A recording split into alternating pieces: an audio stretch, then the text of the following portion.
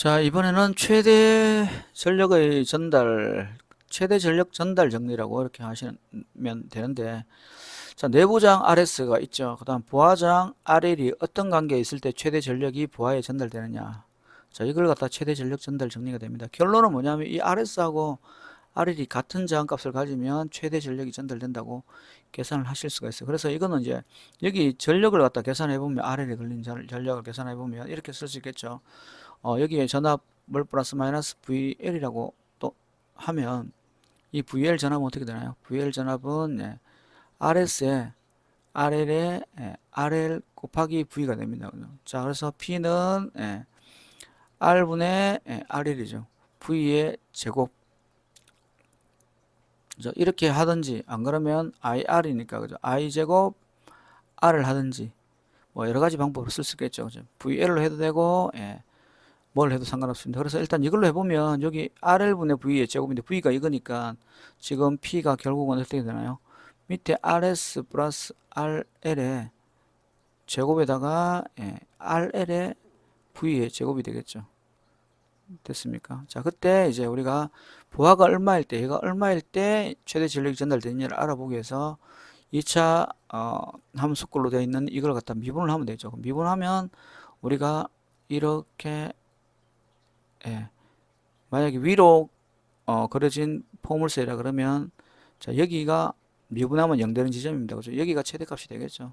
자, 그래서 이거를 미분 한번 해봤습니다. 자, 미분은 밑에 거 제곱에다가 앞에 거 미분 곱하기 이거 빼기 앞에 거 곱하고 뒤에 거 미분입니다. 다시 한번 해볼게요. 자, F G에 우리가 미분은 F를 제곱한 다음에 앞에 거 미분 분모 곱하고 그다음에 분자 곱하고 분모 미분 이렇게 되는 겁니다. 그죠? 그래서 그 순서대로 이렇게 미분을 하면 자, RS 플러스 RL의 제곱이니까 4승이 되겠죠. 자, 그다음 앞에 거 미분 이거를 우리가 뭡니까?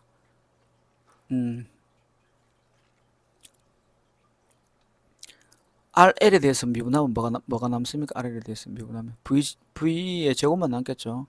자, 그 다음에 그래서 RS 플러스 RL의 제곱에다가 V의 제곱이 남고 빼기 이거 그대로입니다. RLV의 제곱. 자, RL의 V의 제곱이 남았죠. 남았고 그 다음에 이걸 미분하면 이거는 2배의 RS 플러스 RL이에요. 그래서 여기 2가 나온 겁니다. 자, 그래서 여기는 사실 위에가 V이기 때문에 V로 해도 됩니다. 사실 여기를 VS로 하면 또 똑같고 그죠. 자, 그래서 이게 0 되는 걸 찾아보면 어떻게 돼요? 같은 거 VS 지우고 그 다음에 제곱도 하나 날리면 되겠죠. 날리면 결국은 뭐예요? 여기에 남는 게 뭐 남나요? RS 더하기 RL 빼기 2RL이 얼마에 0 되면 됩니다. 그죠? 그래서 결국 RS가 RL하고 같으면 된다. 이렇게 이제 결론이 나오는 겁니다. 자, 그래서 최대 전력 전달을 하려 그러면 여러분들이 부하장과 내부장의 크기가 같으면 된다는 걸 결론을 얻었어요. 자, 그러면 이때 그럼 최대 전력은 얼마인가? 자, P는 자, 그냥 요걸 R이라고 하면 이것도 R이겠죠. 그러면 R의 제곱하니까 2R의 제곱이니까 4R의 제곱입니다. 그죠? 그 다음에 R V의 제곱이잖아요. 그래서 결국은 4R분의 V의 제곱이라는 이런 이제 전력을 갖다가 우리가 얻을 수 있고 이 전력이 최대 전력이다. 4R분의 V 제곱이 된다. 이렇게 하실 수가 있겠죠. 자, 그 다음에 이 회로에서 태블린 등가율을 구하라. 이미 구해봤습니다. 그죠? 자, 개방했을 때 여기 전압은 여기 전류가 흐르지 않기 때문에 결국은 4옴하고 12옴에 걸리는 전압을 갖다가 구하면 되겠죠. 여기서 이게 이제 얼마예요? 개방했을 때입니다. 그러면 12옴에 걸리는 전압을 VTH라고 할 수 있겠죠. 그래서 VTH는 어떻게 된다고요? 4 더하기 12분의 그 다음에 12 곱하기 24가 돼가지고 얘는 아까 18V라고 이렇게 계산을 해봤죠. 자, 그 다음에 RTH는 어떻게 됐습니까? RTH는 여기서 바라봐야 되니까 요 두 개의 저항 합선 저항이면 3옴입니다. 그죠? 그래서 3옴하고 6옴하고 합치면 얘는 9옴이 되죠. 자, 그래서 요런 회로였어요. 그러면 이제 어떻게 되느냐? 요 3옴 저항이 있고 여기는 18V라는 이제 전압이 있는 거예요. 3옴이 아니고 9옴 그죠? 9옴이 있고 18V가 있는데 외부에 내가 얼마를 연결했다고요? 외부에 9옴을 이렇게 연결했다는 거잖아요. 이때 IL과 VL을 구하라 했는데 IL은 여기잖아. IL. 그럼 IL은 뭐예요? R분의 V니까 9 하면 18이죠. 자, 그 다음에 여기도 18이니까 1A가 그러겠네요. 자, 그럼 VL은 1 곱하기 9가 돼가지고 9V가 되겠습니다. 자, 이때 이 회로의 최대 전력 전달이 되기 위해서는 RL 값을 구하라 그랬는데, RL 값은 뭐예요? 이게 내구장이 RTH니까, RL은 RTH하고 같으면 되겠죠. 이렇게. 그래서 9옴입니다. 그죠? 그리고 그때 최대 전력은 얼마인가? 4 곱하기 R이 얼마냐면, 우리가 구했고요. V의 제곱이니까 V가 18V네요. 그죠? 요거에 제곱하면은 이제 우리가 값을 갖다 얻을 수가 있겠죠. 자, 그러면 우리가 이제 최대 전력 전달 정리까지 했습니다. 자, 그 다음에 이제 델타를 Y로 Y를 델타로. 이건 수업 시간에 제가 여러 번 말씀드렸는데, 자, 델타 결선이 있습니다. 자, 이걸 Y 결선으로 이렇게 한번 바꿔보겠습니다. 이렇게, 이렇게, 이렇게 해서 바꿔보겠습니다. 그러면 이게 여기를 갖다가 우리가 RC라고 하고, 여기를 RA, 여기를 RB라고 하겠습니다. RB. 자, 그러면 만약에 내가 지금 RA를 구하고 싶다 그러면 어떻게 돼요? RABC 요걸 다 합치는 거죠. 그죠? 합친 다음에 두 개를 곱하는 겁니다. 그죠? 자, 그래서 어떻게 하냐? RA는 돌려 합분의 4이곱 두 개를 곱한다. 그죠? 이렇게. 자, 마찬가지 B도 마찬가지입니다. 돌려 합분의 4이곱 그 다음에 돌려 합분의 4이곱 이렇게 하면 이제 세 개가 다 나왔죠. 자, 그 다음에 델타 결선에 대해서 다시 한번 보면 델타로 바꿀 때 그죠? 그럼 얘를 델타로 바꾼다는 거잖아요. 이렇게 그죠? 그 다음에 이렇게 되고 여기가 이제 예를 들어서 RAB라고 하면 그죠?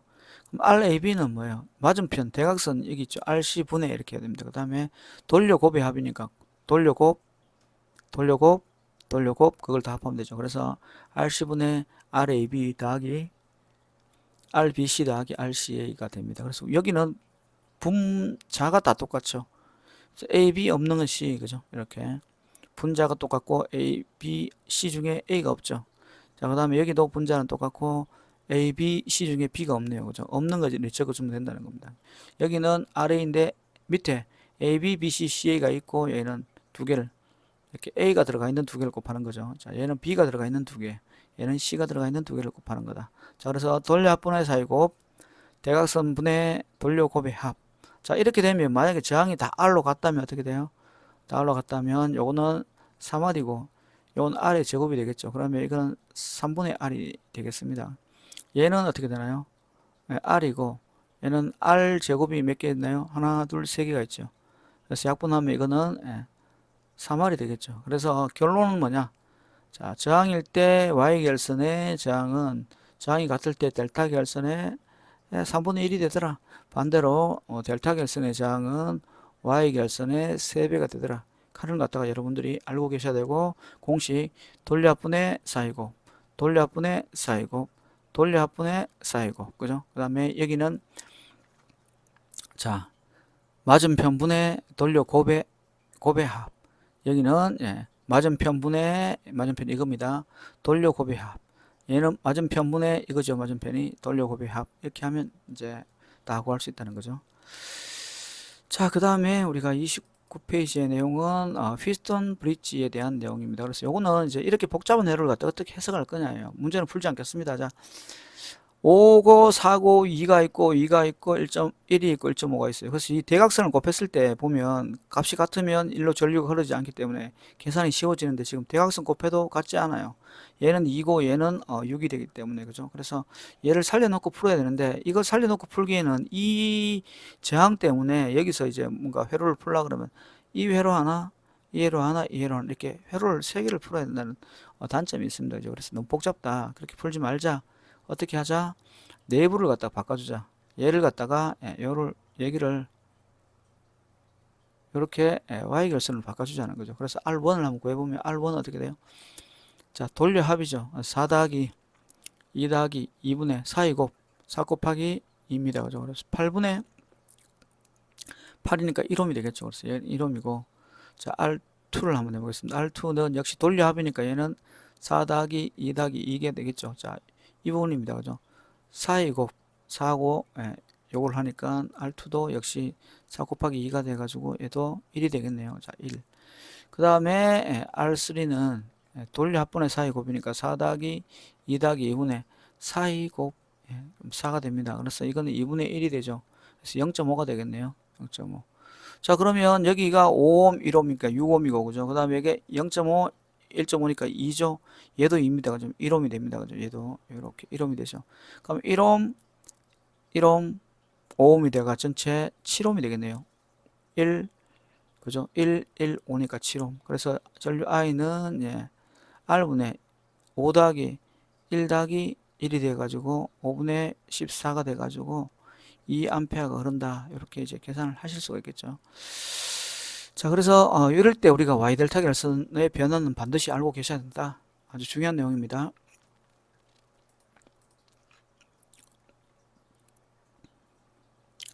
자, 그 다음에 30페이지 가서 등전이의 개념입니다. 그죠? 자, 단자 전압이 같은 지점 간에는 전류가 흐르지 않는다. 즉, 두 점 사이에 전압이 같다. 맞죠? 전압이 같다는 건 단락이란 의미도 되고요. 그죠? 두 점 사이에 전류가 흐르지 않는다. 그럼 개방이라는 의미도 되겠죠. 두 점 사이에 전압이 같아요. 이렇게 전압이 같다. 그럼 V1, V2가 전압이 같으니까 이렇게 연결해도 된다는 거예요. 그죠? 단락. 또는 전류가 안 흐른다는 측면에서 보면 V1하고 V2가 이렇게 전류가 안 흐르려고 하면 이렇게 개방되면 안 흐르겠죠. 자, 그래서 단락으로 보던 개방으로 보던 등가장은 변함없다 이렇게 되어 있는 이유가 그런 얘기입니다. 자, 등전이는 전 위가 같은 지점을 갖다가 우리가 등전이라고 합니다. 자, 그래서 지금 이런 두 문제가 있습니다. 이 문제인데 I1, I2를 구해보라 그랬습니다. I1 그 다음에 여기 I2를 구해보야겠어요. 근데 6하고 4하고는 어떻게 6, 4, 24죠. 6, 4, 24죠. 그죠? 그러면 이 대각선일 경우에 이렇게 곱빼기 했을 때 같으면 여긴 전류가 흐르지 않습니다. 그죠? 그래서 I2는 그냥 이거 0이 돼요. 등전이기 때문에 어느 점이 이 지점하고 이 지점이 등전이기 때문에 0이 됩니다.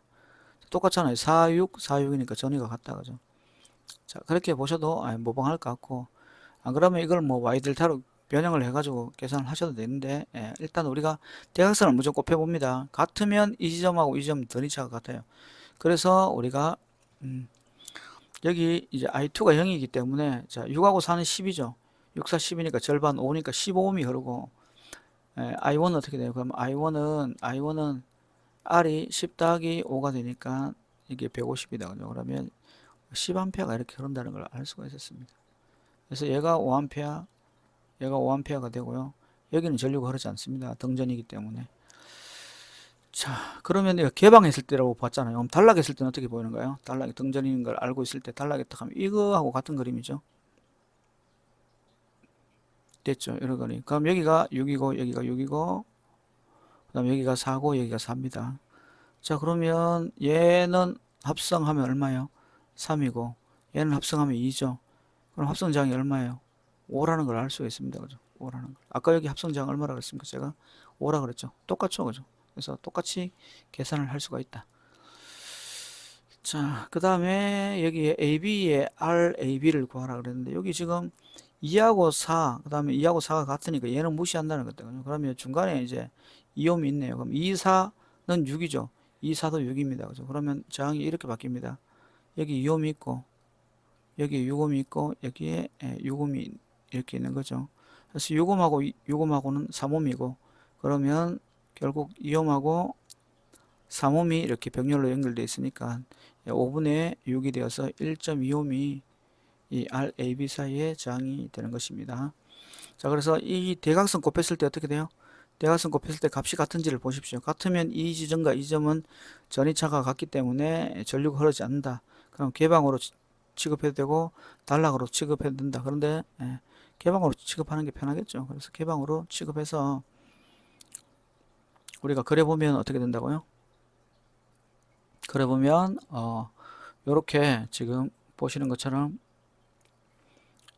이 장과 이 장과 이 장 세 개가 됩니다. 그죠? 그래서 2하고 4, 2하고 4니까 6옴이고 6옴이 병렬이니까 3옴이 되죠. 그 다음에 중간에 2옴이 그냥 있습니다. 자, 이렇게 우리가 해석할 수 있겠다. 자,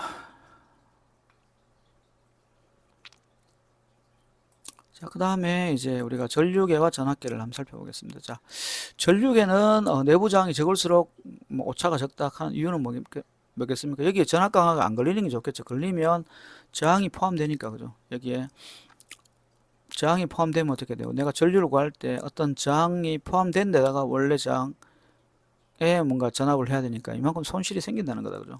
네, 그래서 우리가 오차가 적으려 그러면 내부 저항이 작아야 된다. 자, 부하 저항이 항상 직렬로 연결한다 그랬다, 그죠? 그래서 우리가 필요한 회로에 직렬로 연결해 가지고 쓰면 되겠습니다. 그래서 어떤 전류계가 있는데 이 전류계를 가지고 우리가 더 큰 전류를 측정하고 싶다. 그게 이제 분류기에 해당되는 겁니다. 분류기. 자, 원래 전류계의 측정 범위를 확대한다. 그죠? 전류계의 측정 범위를 확대하기 위해서 내부장 아래 병렬로 RS를 추가를 했다. 그죠? 여기 보면 내부장 아래 병렬로 RS를 추가를 했다는 거예요. 됐습니까? 자, 그럼 여기를 한번 해볼게요. 원래 I라는 전류가 있었어요. 그죠? 그럼 IA 전류는 어떻게 이렇게 쓸 수 있죠? R 플러스 RS분의 이쪽 거 써야 되겠죠. 반대쪽으로 써야 되니까 더하기 I. 그러면 이 B를 보면 1 플러스 RS분의 R이 돼가 요게 분류기의 배율이 되는 겁니다. 분류기의 배율. 자, 근데 외우시는 건 아니고요. 자, 이 문제 한번 보겠습니다. 자, 1A의 전류기 내부장이 2옴이에요. 근데 이걸 10A 측정하려고 하면 어떻게 됩니까? 얘가 이제 어쨌든 내부장이 이렇게 2옴인데 1로 1A가 흘러가는 놈이에요. 그러면 10A를 측정하려고 하면 어떻게 돼요? 여기가 10A 흘러가야 된다는 뜻이죠. 그럼 얘가 뭐가요? 9A가 흘러가면 되는 거죠. 자, 그러면 여기에 전류가 9A하고 여기에 전류가 1A 되면 여기 R 내가 이제 외부의 저항 RS라고 하겠습니다. 그럼 RS 저항은 어떻게 돼요? 1대 9는 그죠? R분의 1대 RS분의 1이 되면 되겠죠. 그냥 반비례하니까. 그래서 우리가 RS를 구하면 어떻게 되나요? RS를 구하면 R분의 9는 RS분의 1이 되니까 자 RS는 어떻게 된다고요? 여기가 RS는 R분의 그죠?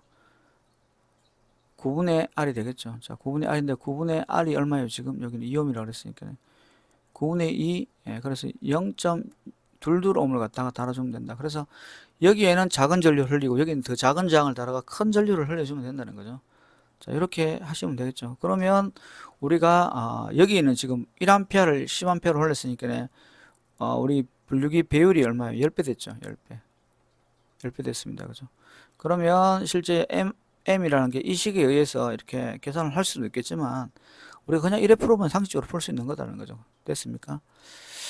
자, 그래서 이 공식을 외우지 마시고 만약에 공식이 필요하다 그러면 그냥 이렇게 그림 그려놓고 전류 분배를 이용해서 이걸 표시를 한 다음에 찾으시면 될 것 같고요. 자, 그래서 원래의 비율은 1이었는데 그걸 갖다가 플러스 몇 배를 더해주느냐 이제. 예를 들어서 원래 1A였는데 10A를 하면 이게 9배가 돼야 된다는 거잖아요. 그죠? 그래서 RS의 R이 9가 돼야 되니까 RS는 어떻게 돼요? 9분의 R 돼야 된다. 이렇게 이제 보실 수 있는 거죠. 근데 이렇게 푸는 거나 공식을 갖다 푸는 거나 다 똑같기 때문에 여러분은 웬만하면 공식으로 하지 마시라. 됐습니까? 자, 그 다음에 전압계 마찬가지입니다. 그죠? 전압계. 자, 우리가 이게 전압계를 가지고 측정을 하는데 내부 저항이 있어요. 근데 이제 이 저항으로만 가지고 측정을 하기에는 이제 전압 측정하기가 범위가 작다는 거죠. 그래서 확대하기 위해서 배울기를 하나 달았습니다. 달아가 측정을 하면 어떻게 될 거냐 해서 이건 전압 분배 법칙으로 해보면 되겠죠. 그래서 R 플러스 RM에다가 R 곱하기 V요. 여기 전압이니까 그죠? 그래서 계산을 해보면 이렇게 이제 배율의 비율을 얻을 수 있습니다. 차이점을 한번 봐볼게요. 똑같은데 전류가 전압으로 바뀌었고 이런 거 들어있고 그죠? R은 분모니까 역수로 갔죠. RS는 또 위로 올라갔고 그죠? 그래서 이게 서로 쌍대 관계다. 이런 것도 볼 수가 있습니다. 자, 그 다음에 전압계는 내부장이 커야 되겠죠. 그래야 오차가 생기지 않습니다. 자, 그렇게 같이 보고요. 그러면 여기 한번 보겠습니다. 10V 측정하는데 내부장이 20kΩ 있어요. 근데 만약에 100V로 측정하려고 하면 그럼 이건 어쨌든 10배잖아요. 그죠? 10배고 10배. 자, 그러면 전체가 10배 되려고 하면 이 저항에다가 몇 배를 더해줘야 이 저항이 9배를 해주면 어떻게 돼요? 그러면 10배의 전압을 측정할 수 있는 거죠. 그렇게 해서 2918에서 180kg라고 할 수도 있고요. 자, 그러면 이렇게 하시면 되겠죠. 원래 저항 R이 얼마냐면 20kg예요. 내 저항 이걸 잘 몰라요. 지금 따라할 때 RS가. 그런데 여기 전압을 걸 겁니다. 이 전압을 걸는데 이 전압이 얼마냐면 여기에 100V예요. 그럼 여기는 10V밖에 원래 못 걸리는 전압이잖아요. 그죠? 그러면 여기가 얼마 된다고? 90V 걸린다는 뜻이에요. 자, 그러면 우리가 전압 분배 법칙에서 R 더하기 RS에 RS 곱하기 VS 했는 게 얼마 된다? 90이 된다 이 말이죠. 자, 그러면 우리가 RS를 구할 수 있겠죠. 그래서 RS는 R이 얼마냐면 아까 20kg라고 그랬습니다. 자, RS가 되고 그 다음에 VS가 100이었어요.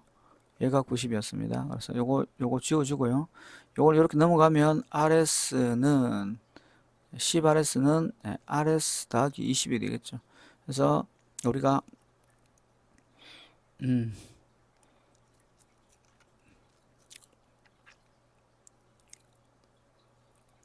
자 9RS 더하기 9 곱하기 이렇게 되겠죠. 그죠?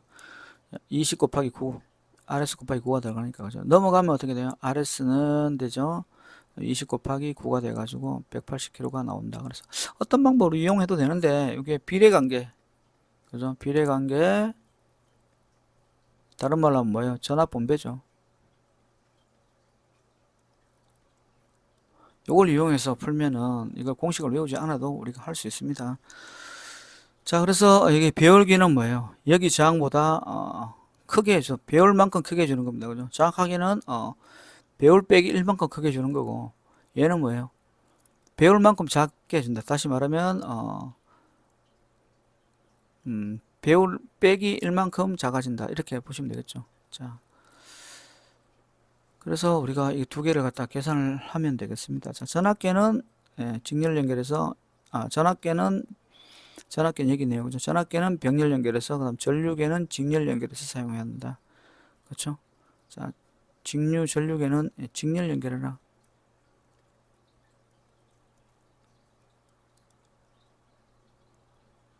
자, 전압계는 병렬 연결해라.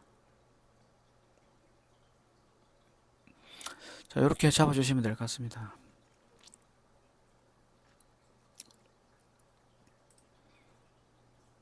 자, 캐패시터 얘기는 일단 다음에 하고요. 자, 여기 다른 내용들도 쭉 넘어가 보겠습니다. 넘어가고 지금 렌치 법칙도 넘어가고요. 회로망 개념도 쭉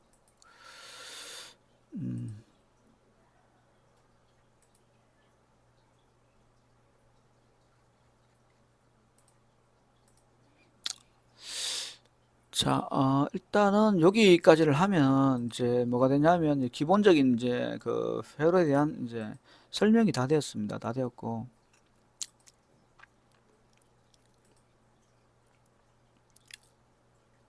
예, 여기까지 설명이 다 되었고요.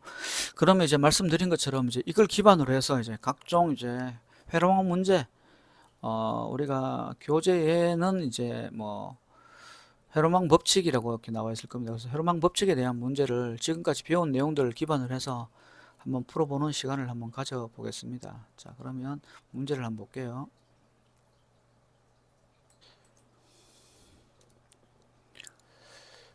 자, 그래서 이런 문제를 한번 풀어보겠습니다. 자, 여기 보면 15매 저항이 흐르는 전류는 얼마인가 물어봤습니다. 그럼 여러분들은 이거를 보고 이제 우리가 어떻게 해석해야 될까를 고민해 보시면, 자, 여기 지금 10V가 있죠. 그 다음에 15미 있습니다. 그죠? 여기에 지금 2A 흘러가고 이렇게 2A 흘러 들어가요. 그런데 우리가 그냥 보면은 이렇게 볼 수 있습니다. 그죠? 이게 10A하고 10V가 이렇게 있으니까 여기 10V 걸리는 거예요. 그죠? 10V가 이렇게 10V가 걸리면 여기는 어떻게 돼요? 1A가 그냥 흘러가는 거죠. 그래서 이렇게 찍어주시면 이게 답이 되는데, 뭐가 문제냐면 지금 2A도 분명히 흘러 들어오지 않습니까? 그럼 2A가 이렇게 흘러 들어가 가지고 얘는 어디로 가냐 이거죠. 2A는 이렇게 흘러 들어가고, 그죠? 그러면 자, 얘를 이동시켜 보겠습니다. 이렇게, 자, 이렇게 2A가 이렇게 2A가 이렇게 흘러 들어간다는 거예요. 이렇게 2A가, 그죠? 그리고 얘는 일로 옮기겠습니다. 이렇게. 그럼 여기에 이제 10V 걸리죠. 그럼 여기에 이제 이렇게 해서 1A 흐르고, 얘는 이렇게 2A 흘러 들어가고 2A가 이게 합쳐가 4A가 들어가 가지고 어쨌든 뭔가를 해야 되는데 이렇게 생각하실 수도 있겠죠. 자, 그런데 주의점은 뭐냐면 우리가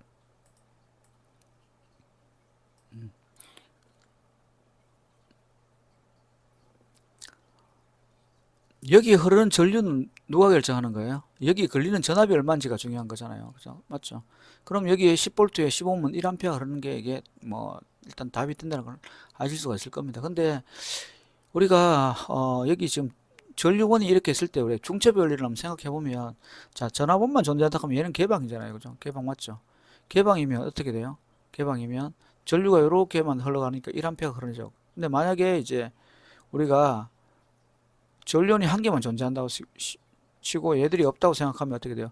얘는 개방이지만 얘는 단락이에요. 그럼 이 전류는 어떻게 돼요? 일로 다 흘러버린다고 죠. 그래서 여기 전류 원에서 나오는 전류는 저항으로 가는 게 아니라 전원으로 돌아간다. 마찬가지 이쪽 없을 때는 여기가 이렇게 가버리겠죠. 그래서 이렇게 있을 때는 얘는 우리가 전압원이 단락이 되기 때문에 전류 두 개가 이렇게 다 가버린다고 그냥 생각을 해버리면 좋겠습니다. 자, 그리고 실제 이런 문제들을 풀 때는 그냥 단순하게 우리가 아는 그대로 여기 전압 10V 걸리니 15매 10V는 1A 흐른다. 이렇게 해주시면 이 문제는 해결이 되겠습니다. 자, 다음 문제 한번 보겠습니다. 자, 여기도 보면 좀 복잡해 보입니다. 그죠? 근데 15매 흐르는, 15매 흐르는 전류가 얼마인가 이런 거 하는데, 지금 하나, 둘, 세 개가 굉장히 복잡해 있죠. 자, 이런 경우는 오히려 또 쉽습니다. 왜냐하면 여기 보면 전압원이 있겠지만, 이 전압원이 지금 이쪽에 바로 걸리는 게 아니에요. 그죠? 그리고, 우리가 전류원 한 개만 있다고 생각해 보세요. 한 개만 있다 싶으면 얘는 개방이니까 13A 일로 다 흐를 거예요. 얘 한번 해보겠습니다. 얘만 있다 치면 얘는 있고 얘는 뭐가 되면 개방되죠. 개방되고 얘는 단락되기 때문에 2A가 그냥 흘러가는 거고 얘만 있다 그러면 얘는 개방되니까 5A가 흘러가니까 결국 여기는 13에다가 5에다가 2를 더해서 18, 20A가 이렇게 흘러가는 그런 이제 회로가 되겠습니다. 자, 여기 전압은 역할을 못하는 겁니다. 그죠? 왜냐하면 여기는 단락이 처리를 해버렸을 경우는 여기 그냥 15V가 없는 그냥 이런 회로가 되는 거예요. 그런데 뭐 만약에 전압만 존재했다고 생각했을 때 보면 얘는 개방이잖아요. 그럼 이게 선 연결이 안 되기 때문에 이 회로는 그냥 이런 회로잖아요. 이런 회로. 그럼 이건 뭐 좀 연결이 안 되는데 전류가 흘러갈 수가 없죠. 그렇게 잡아주시면 이런 문제는 복잡해 보이지만 별거 아닌 그런 문제였습니다. 그래서 정확하게 개념을 알고 계시면 자 그냥 풀면 되는 문제였습니다. 자 다음 문제 한번 풀어보겠습니다. 네, 지금 이런 문제가 있다고 쳤을 때 여기 I에 흐르는 전류를 한번 구해보라고 이렇게 되어 있습니다. 그죠? I에 흐르는 전류. 자, 중첩의 원리를 이용하라고 되어 있는데 물론 뭐 중첩의 원리를 이용해도 됩니다. 그죠? 되는데 뭐 얘만 존재할 때 그럼 얘는 개방하니까 이제 뭐 계산을 하고 그죠? 자, 그다음에 또 얘만 존재할 때 얘는 단락시키니까 또 계산을 하고 이렇게 하셔도 되죠. 근데 이제 이런 문제 봤을 때 여러분들이 우리는 다르게 한번 해볼게요. 전원 변환. 자, 그럼 여기 요게 보입니다. 그죠? 요게. 요거하고 요거는 이렇게 바꿀 수 있나요? 여기 저항 2옴에다가 전류가 2분의 6이니까 여기 3A가 이렇게 흘러가는 거예요. 그죠? 맞아요? 3A. 그 다음에 여기 다시 2옴이 이렇게 있는 거죠. 그 다음에 여기에 내가 구하는 전류가 있고 여기 1옴입니다. 그 다음에 여기 이렇게 되어 있고 여기가 6A가 되어 있죠. 이렇게. 자, 그러면 요건 합치면 1옴이 된다. 그죠? 그러면 요거는 이렇게 바꿀 수 있죠. 3A에 1옴. 그죠? 그 다음에 얘는 그냥 그대로 있습니다. R 1옴.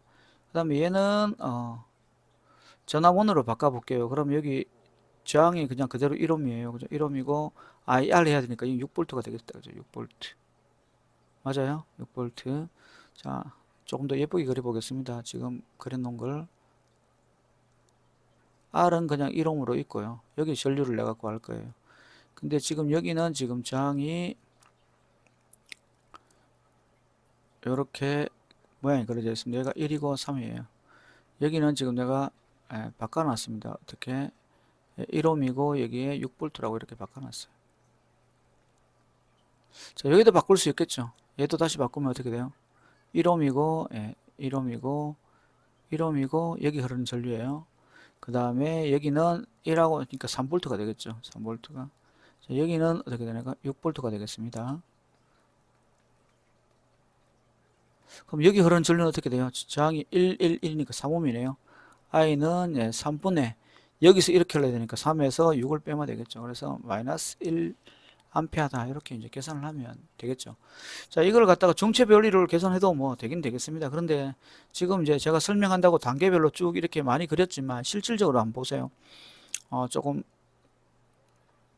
간략하게 본다 그러면 어떻게 할 수 있나요? 자, 위에 이 부분 그죠? 이 부분이 지금 바로 보이죠? 그냥 이게 2분의 6이니까 3이고 얘가 2가 되니까 여기까지가 그냥 바로 한 번에 해결이 되는 겁니다. 그죠?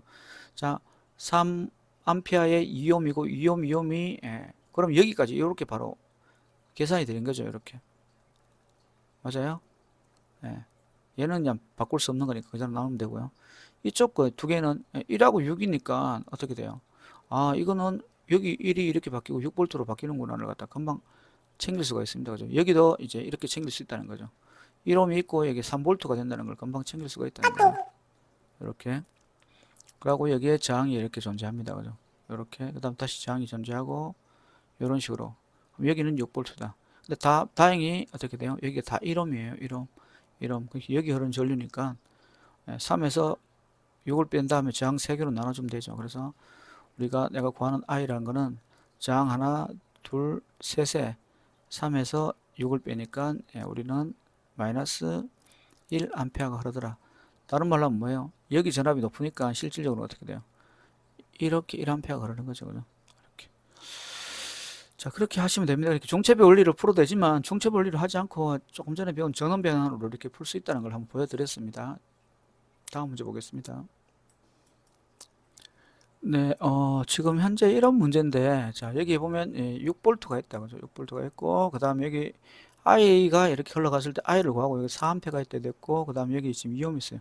그러면 실제로 여기 6V하고 2옴이 이렇게 연결되어 있는 경우, 여러분 잘 한번 생각해 보시면, 여기에는 그냥 몇 암페어 그럽니까? 3A가 흘러가고 그냥 끝나는 거예요. 그죠? 그래서 얘는 사실 회로에 영향을 갖다가 미치는 요소가 아닙니다. 그래서 얘는 여러분이 보실 때 이렇게 보시면 돼요. 그냥 간단하게.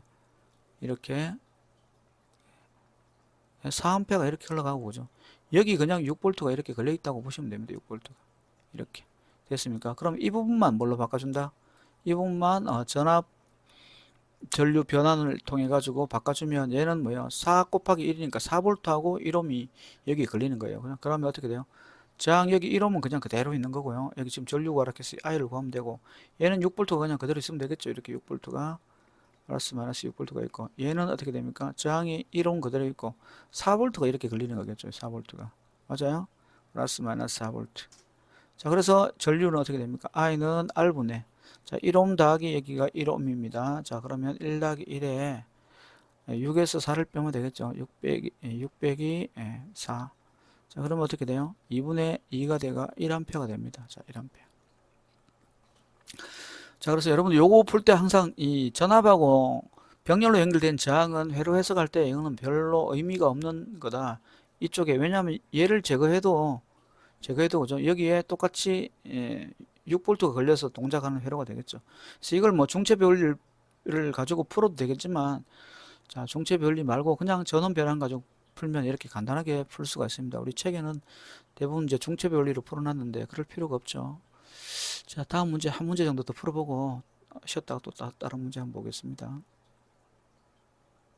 네, 이런 문제가 있네요. 그죠? 여기는 역시 이제, 여기에 전압을 구하라는 거예요. 0.5V 전압을 구하라는 건데, 지금 보시면 여기가 6A하고 0.6이고, 이게 2A하고 0.4입니다. 그죠?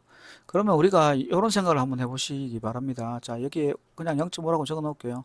그 다음 이 부분은 이렇게 따로 떼가지고 여기까지 한번 생각을 해볼 수 있겠네요. 자, 여기 0.6이라고 되고요. 그 다음 얘는 0.4부터 먼저 쓰겠습니다. 똑같이 맞추기 위해서 0.4부터 쓰고 여기를 갖다가 이제 2A가 이렇게 반대로 흘러가는 거죠.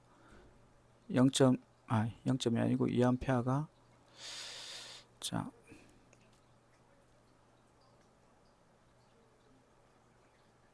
맞죠. 그 다음 여기는 6A가 됩니다. 자 여기는 0.4가 됩니다. 그러면 지금 여기 전압 구하라는 거잖아요. 자, 그런데 우리가 전원 변환 잘 배웠잖아요. 그럼 요거 가지고 해보면 어떻게 돼요? 전압은 어떻게 돼요? 6 곱하기 6이니까 이렇게 쓸 수 있죠. 0.6이 되고요. 그 다음 여기는 3.6V가 되겠죠. 3.6V. 그 다음 여기는 저항 그대로 놔두겠습니다. 0.5로. 그 다음 여기는 저항 0.4로 그대로 놔두고요. 맞아요? 자, 그 다음 전압은 이렇게 바뀌겠죠. 극성 잘 보십시오. 밑으로 내려갔기 때문에 전압 극성을 마이너스 플러스로 했고, 얘는 위로 갔기 때문에 플러스 마이너스를 했습니다. 자, 0.4하고 2하고는 어떻게 됩니까? 0.8이 되겠죠, 전압이. 자, 저항은 그대로 갑니다. 그죠? 그러면 우리가 여기에 뭐 전류를 구해서 하셔도 되고, 안 그러면 그냥 전압 분배를 하셔도 되겠죠. 그러면 전압 분배를 한번 해보겠습니다. 그럼 여기 전압을 갖다가 V라 그랬으니까 여기 전압은 어떻게 돼요? 이 전압 마이너스 플러스 마이너스 플러스니까 전체 전압은 우리가 VS라고 하면 3.6에다가 우리가 0.8을 더하면 돼요. 그럼 여기는 4.4V가 되겠네요. 맞습니까? 자, 4.4V. 자, 여기 걸리는 전압 V는 어떻게 됩니까? V는 자, 0.6 더하기 0.5 더하기 0.4분의 0.5에 걸리는 전압이다. 그죠? 그러고 여기에 4.4를 갖다가 곱하면 되겠죠. 그러면 요거는 1.5분의 0.5 곱하기 4.4네요. 그러면 나누면 0.3이 되니까 하나씩 보내면 3분의 4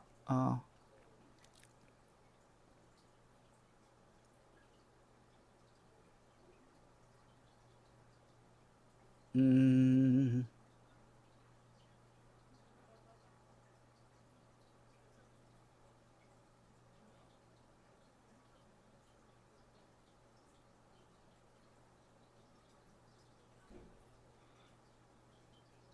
3분의 4.4가 되겠죠. 4.4가 됩니다. 그죠? 4.4가 되니까 그래서 요거는 계산을 하면은 어떻게 되나요? 1.37 20이라고 뭐 1.7 얼마쯤 되겠다.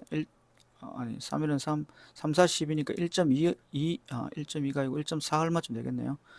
4.4에 3이니까 그죠? 3일은 3, 그 다음 3, 4, 12 하고 그다음에 뭐 20 얼마 되니까 뭐 1.3, 4, 12 그죠? 1.4 얼마쯤 되겠다 그죠? 그래서 여기 답을 보면 1.47 뭐 이렇게 나오겠네요. 자, 그래서 우리가 전원 변환을 잘 이용하면은 이걸 갖다가 굳이 중첩에 걸리 가지고 지금 이거 같으면 중첩에 걸리 하나 하고 뭐 합성장을 뭐 이렇게 구해가 뭐 계산하려고 하면 굉장히 복잡습니다. 그죠? 자, 그래서 전원 변환 제가 말씀드리는 전원 변환을 잘 활용하면 좋겠습니다. 자, 그럼 여기까지 하고 몇 문제 더 풀어보겠습니다. 자,